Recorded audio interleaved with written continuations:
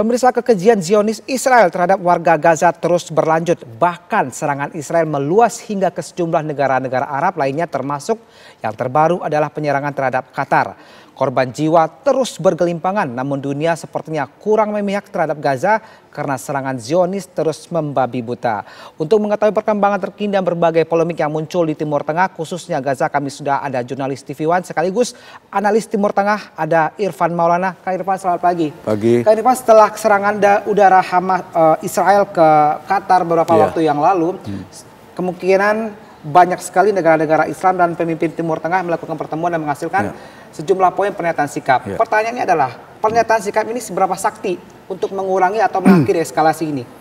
Saya mengingat kembali KTT Doha kemarin dikaitkan dengan KTT sebelumnya yang digelar menyusul serangan Israel ke Iran, gitu ya.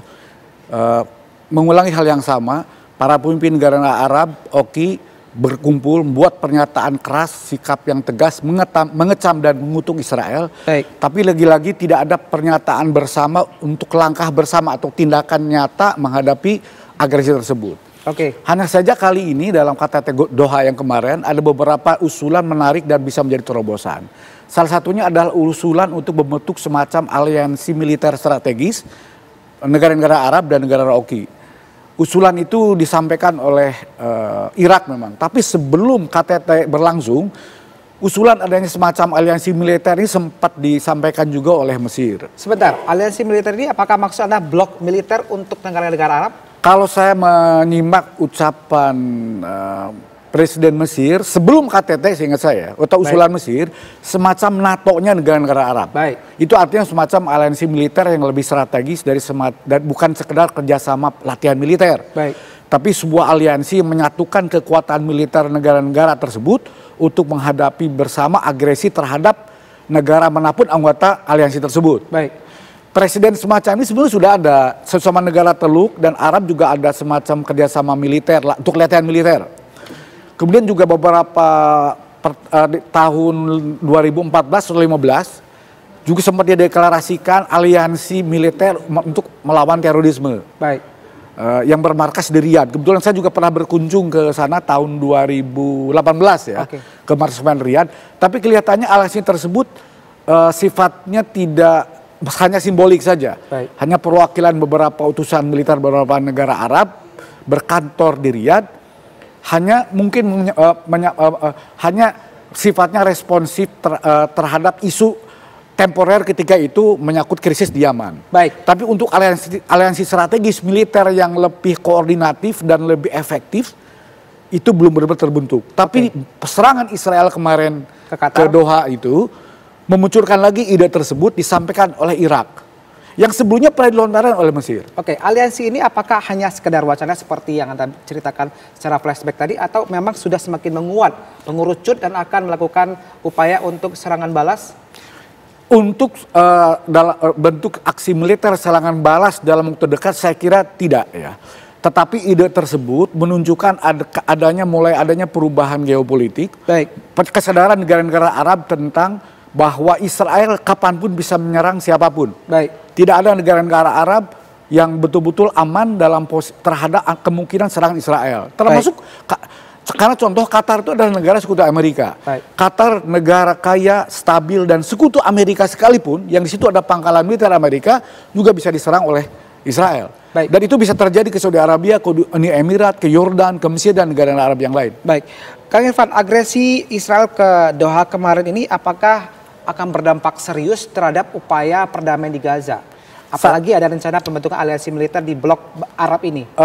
Pertama, serangan Israel kemarin itu dianggap ingin menyabotase upaya negosiasi, upaya penyelesaian krisis di Gaza melalui jalur diplomatik, politik, dan jalur perundingan.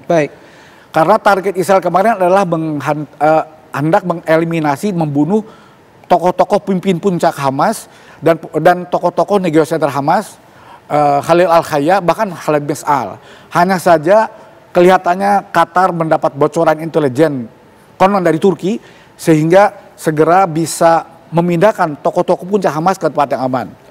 Hanya saja memang Qatar kecewa karena Amerika tidak memberikan jaminan perlindungan garansi yang fix terhadap Qatar, sehingga serangan itu terjadi.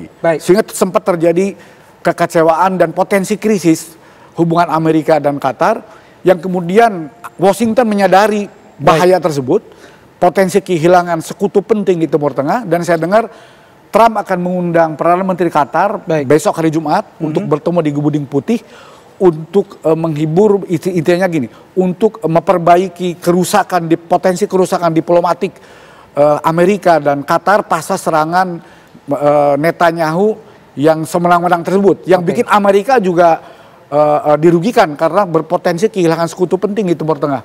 Apakah rencana pertemuan Trump dengan petinggi Qatar ini membuat PBB membaca ada sinyalemen buruk?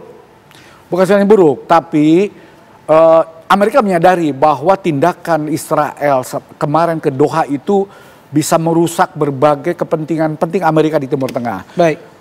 Senin yang lalu, Marco Rubio, Menteri Luar Negeri Amerika, berkunjung ke Yerusalem. Saya baca di Jerusalem Post. Jadi Jerusalem Post itu media Israel pro sayap kanan, pro pemerintah Israel.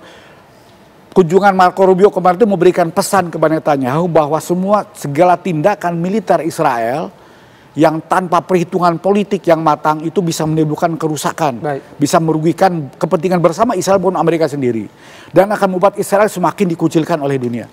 Bicara pertemuan atau rencana pertemuan para elit dunia terkait dengan Palestina dan Israel ini, ada rencana pertemuan terbaru juga antara Macron dengan MBS. Sebetulnya pertemuan Macron MBS sudah berlangsung 3 September kemarin. Itulah intinya untuk menyukseskan acara tanggal 22 nanti, konferensi internasional di PBB, deklarasi bersama para pemimpin kepala negara untuk dukungan terhadap Palestina merdeka, yang kebetulan mendapatkan dukungan kuat dari pemungutan suara kemarin Majelis Umum, yang mana 142 negara menyatakan dukungan terhadap deklarasi New York.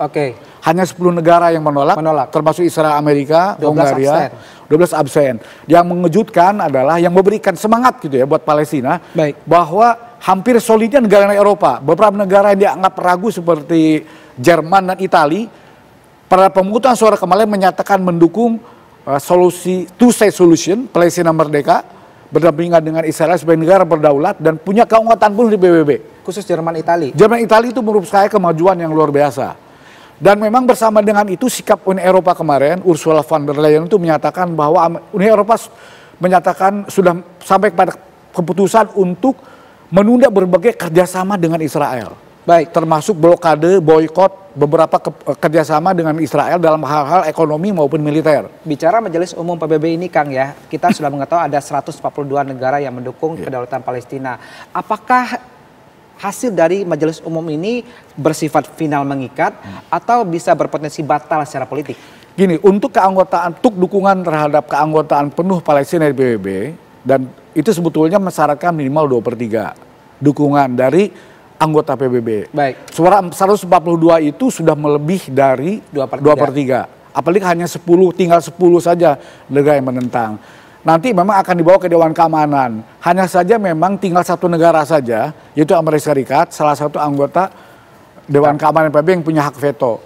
Tapi dengan tekanan-tekanan terus-menerus ini dan makin membuat Amerika terkucil, saya kira pada akhirnya Amerika pun mungkin akan goyah. Dan ini juga kelihatan dari opini publik di Amerika sendiri. Goyahnya dalam definisi apa nih, Kak? Akankah ikut dengan 142 negara atau bagaimana? Tidak serta-merta dalam waktu cepat. Tapi kalau kita melihat pernyataan Donald Trump 2 minggu lalu, Senin 2 minggu lalu, di Daily Caller, media konservatif Amerika, yang mengaku terkejut ya, bahwa sekarang Kongres Amerika tidak sesolid seperti 15-20 tahun lalu dalam mendukung Israel. Era Bush. Sudah mulai era sebelum-sebelumnya, termasuk era Bush. Kongres Amerika sekarang sudah menunjukkan gejala tidak solid mendukung Israel. Sudah banyak anggota Kongres yang mulai kritis terhadap Israel. Bahkan Trump juga mengungkapkan kegundahannya. 53% orang dewasa Amerika sekarang dari berbagai aliansi, berbagai partai sudah menunjukkan pandangan negatif terhadap Amerika. Dan yang membuat Trump resah, 50% anak muda Amerika Maksud saya 50% anak muda, kalangan muda pendukung Partai Republik yang selama ini paling solid mendukung Israel sudah juga menunjukkan pandangan negatif terhadap Israel. Sebenarnya apa sih Kang yang melatar belakangi sikap Amerika seperti Kang prediksi Saya berpeluang ya? Nah, ini kasus Charlie Kirk kemarin. Charlie Kirk yang dibunuh tanggal 10 ya. Charlie Kirk itu termasuk tokoh anak muda influencer, loyalis Partai Republik, seorang konservatif, evangelical, sangat pro Israel,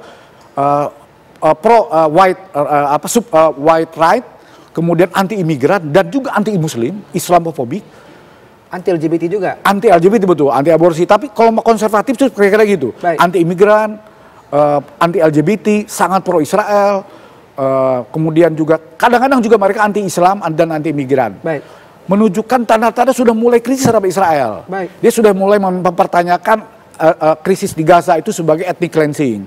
Dia sudah mulai mengkritisi campur tangan Israel terhadap politik luar negeri Amerika. Dia juga sudah mulai berani mengundang tokoh-tokoh anti-Israel, anti-Zionis dalam forum-forum diskusi dia. Jadi warna dia sebenarnya apa, Kang? Dia tetap seorang konservatif, dia seorang make America great again, tapi sudah mulai menunjukkan keberanian, menunjukkan sikap kritis terhadap Israel. Bahkan dia sudah mulai berani menolak tawaran bantuan dana dari Netanyahu. Dan dia sempat mengeluh, curhat kepada Tucker Carlson soal dia mendapatkan serangan dan ancaman-ancaman dari para kelompok pro Israel di Amerika. Dan perkembangan ini fenomena Charlie Kirk itu menunjukkan bahwa sudah mulai ada pergeseran di kalangan anak muda konservatif pendukung Partai Republik di Amerika. Yang semula pro Israel tanpa reserve sejak terjadinya krisis kemanusiaan di Gaza dan sejak kemarin serangan Israel ke Iran itu sudah mulai terjadi pergeseran opini. Dan sudah mulai muncul suara-suara kritis yang mempertanyakan politik luar negeri Amerika yang terlalu pro Israel dan terlalu banyak campur tangan Israel terhadap politik luar negeri Amerika. Kang, bicara mengenai Charlie Kirk ini ya, kita membahas mengenai warnanya yang bisa dikatakan dia sebelumnya sangat pro Zionis, kemudian belakang ada narasi kritis yang mengatakan dia juga mengkritik Zionis. Sebenarnya orang ini apakah di narasi di akhir-akhir tadi itu hanya propaganda untuk mengembalikan kepercayaan politik Amerika atau bagaimana, Kang? Nah, kalau saya menyimak pernyataan Trump 2 minggu lalu, Senin 2 minggu lalu, di Color, Trump mengakui bahwa fenomena di peristiwa di Gaza itu merubah banyak pikiran, opini warga Amerika sendiri.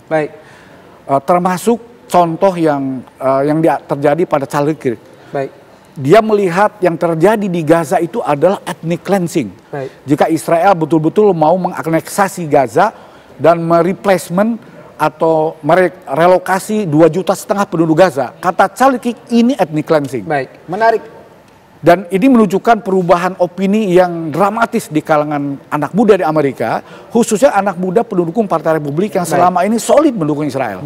Terima kasih Kang Rifan. Yang paling menarik saat ini Anda menyebutkan ada kans Amerika Serikat berbelok dari sikapnya sebagai bukan hal yang mustahil, mengingat tekanan opini publik di dalam negeri Amerika sendiri. Dan pastinya Israel juga akan mengikuti induknya ini ya. Yang kemarin jelas Amerika, Marco Rubio dalam kunjungan ke Yerusalem minggu lalu itu mengingatkan Israel semua tindakan militer Israel yang tanpa perhitungan politik akan menghancurkan dan mengucilkan Israel dari dunia.